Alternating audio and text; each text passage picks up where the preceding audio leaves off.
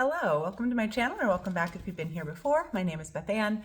Today I want to talk about Tokyo Ueno, I'm not sure if I'm pronouncing that right, Tokyo Ueno Station by Miri. And if you are a follower of my channel, you'll know that a few weeks ago I posted a video about another book by Miri, The End of August.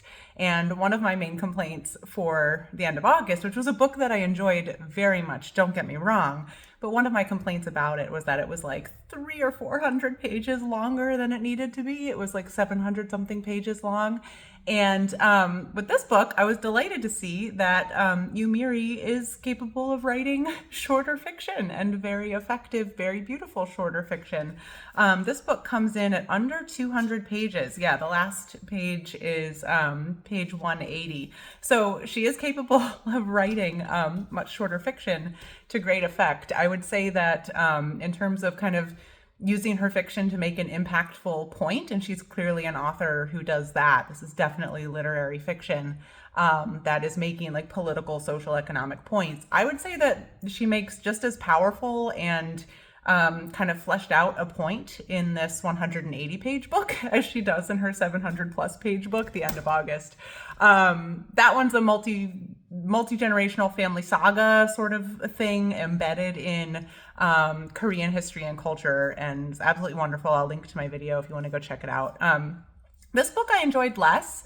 They're both tragic, so it's not that this book was very tragic, so it's not just that made me enjoy it less, although this was maybe in some ways a little more unrelentingly tragic in a very personal sense. So in this book, we are following Kazu, if I'm remembering, Kazu, the name of the main character, who is a ghost. That's very obvious from very early on in the book, and it's in the synopsis on the back.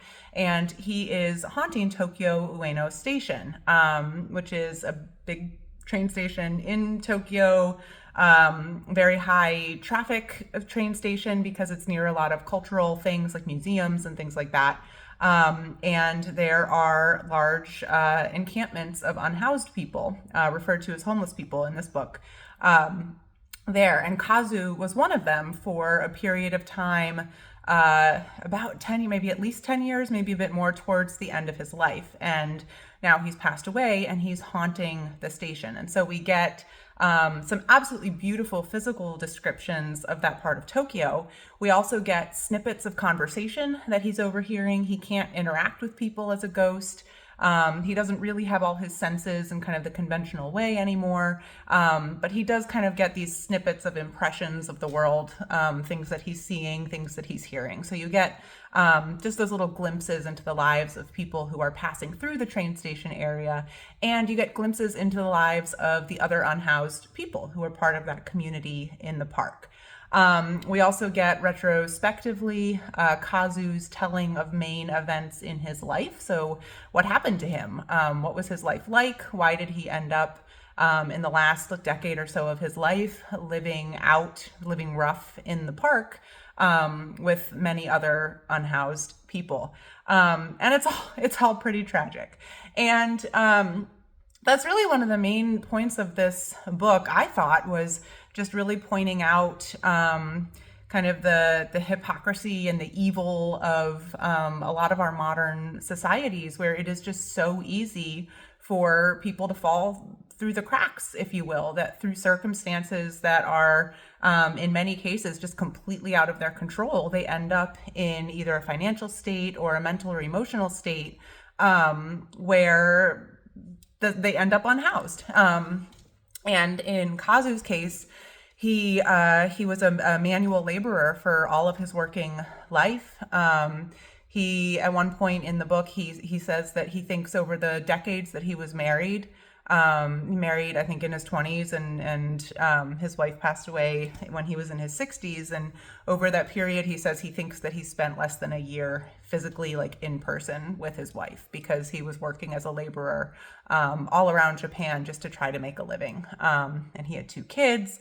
And I'm not going to say everything that happened over his life, because part of the tragedy and the beauty of the story is listening to him unfold it as he tells it. But a tragic life, and it really, there isn't like a key single tragedy in his life that then makes him become an unhoused person. It's just sort of the weight of the grief and the bad luck that this one man carries, where he just voluntarily, really, he just leaves his life and goes to live in the park and not be in touch anymore with his life. So it's just absolutely fascinating. And then I think there is a cultural piece that like I don't understand as an American and an English reader that I think is intended for Japanese people who would be reading this book, or people living in Japan, I should say, because Miri herself is Korean, but grew up in Japan and Japanese is her first language. Excuse me. And you learn more about that background and a little bit about that tension in The End of August that I read a few weeks ago. But throughout the book, there are key moments in Kazu's life that are tied with key moments in the like history and life of the imperial family of Japan. Kazu himself was born on the same day as the emperor of Japan at the time of the novel. His son was born on the same day as the emperor's son. And then there's one more sort of point with the imperial family towards the end of the novel. And so I think there is sort of a critique there, because I don't know Japanese culture. I don't really know how the Japanese government works or their economic system. And so I think there's the general critique of homelessness and how that condition can be kind of tolerated and accepted in a modern society. And I can understand levels of that as an American, but I think it goes farther with that comparison to the imperial family in a way that I'm just not really capable of understanding. But people who have a lot more understanding of Japanese culture probably would very strongly understand why the imperial family is so tied up in this critique of this part of society. So I think for that reason, I felt like there was like a little bit of the book that was going above my head. But that's a me problem for kind of being uneducated in that respect.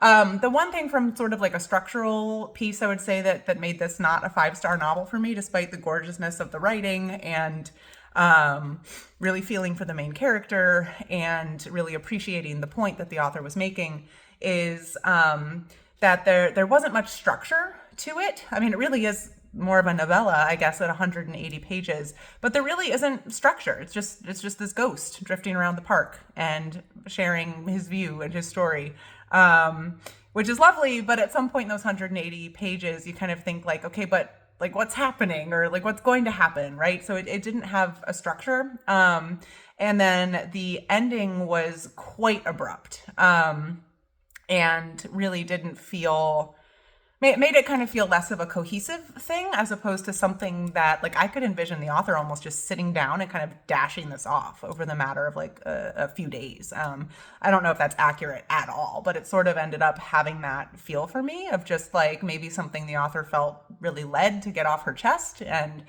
sat down, dashed off. It's really beautiful, but it does feel a little bit like it's lacking some of that meta view of really putting a story together. So that left me feeling a little flat at the end of the book, despite that I enjoyed it, even though it was very tragic as I was reading it. So I'll just leave with that thought, and just that this cover, I just absolutely love this cover. I think it's gorgeous.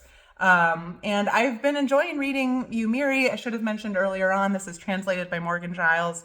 I think this is the most well-known of her novels that's been translated into English. As far as I've heard, I've tried to read a little bit about it. But I do intend to keep picking up her books as I see them, because I'm enjoying her as an author very much. So if you've read this, let me know what you think in the comments down below, and I'll see you all in the next video. Thanks. Bye.